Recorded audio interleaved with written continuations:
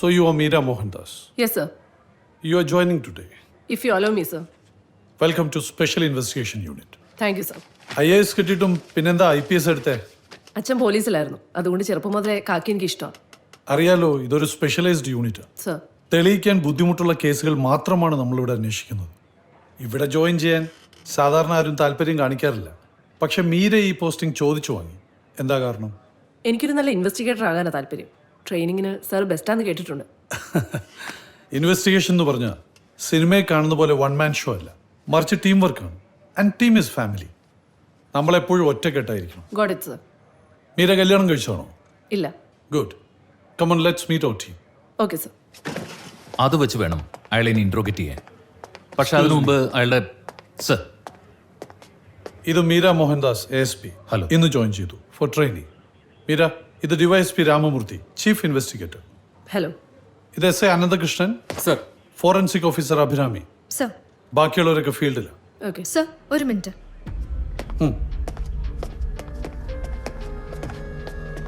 Aluva murder കേസിന്റെ കാര്യമാണ്.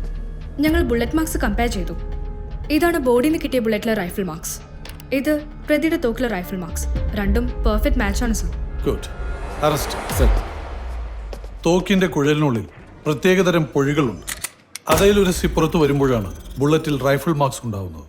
ഓരോ തോക്കിന്റെയും റൈഫിൾ മാർക്സ് വ്യത്യസ്തമായിരിക്കും, മനുഷ്യരുടെ ഫിംഗർ പ്രിന്റ് പോലെ. അതുകൊണ്ടൊരു വെടിയുണ്ട കിട്ടിയാൽ അത് ഏത് തോക്കിൽ നിന്നാണ് ഫയർ ചെയ്തതെന്ന് കൃത്യമായി പറയാൻ പറ്റും.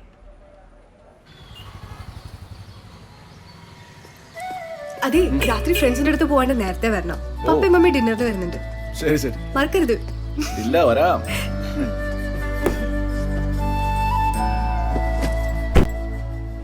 മീര, എൻ്റെ കൂടെ വർക്ക് ചെയ്യുന്ന അത്ര എളുപ്പമാവില്ല.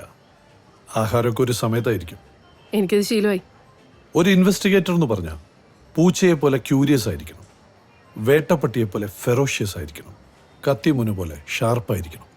എന്ന് വെച്ചാൽ ഉറങ്ങുമ്പോൾ പോലും ഒരു കണ്ണ് തുറന്നിരിക്കണം. മീര ഈശ്വര വിശ്വാസിയാണോ? അതെ. പ്രാർത്ഥിക്കാറുണ്ടോ? ഉവ്വ്. എന്താ പ്രാർത്ഥിക്കാറ്? God make me courageous.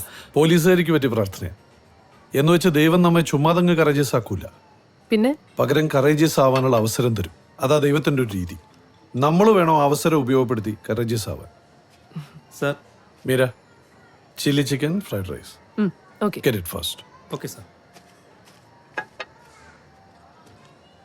സാറിനും IAS ഉണ്ടായിരുന്നല്ലോ, പിന്നെന്താ IPS എടുത്തേ? വളരെ പാവപ്പെട്ടവരായിരുന്നു എൻ്റെ അച്ഛനും അമ്മയും. എല്ലായിടത്തും ഒരുപാട് അനീതി സഹിച്ചാണ് ഞങ്ങൾ വളർന്നത്. അന്നു മുതലുള്ള ആഗ്രഹമാണ് എല്ലാവർക്കും നീതി കിട്ടുന്ന ഒരു ലോകം. നമ്മളൊരാൾ വിചാരിച്ചാ ലോകം നന്നാവുമോ? അതൊക്കെ ഗട്ട്സ് ഇല്ലാത്തവർ പറയുന്ന ഓരോ ന്യായങ്ങളാണ്. ഞാൻ ഒരാൾ നന്നായ ഈ ലോകം അത്രയും നന്നായെന്ന് വിചാരിക്കുന്ന ഒരാളാണ് ഞാൻ.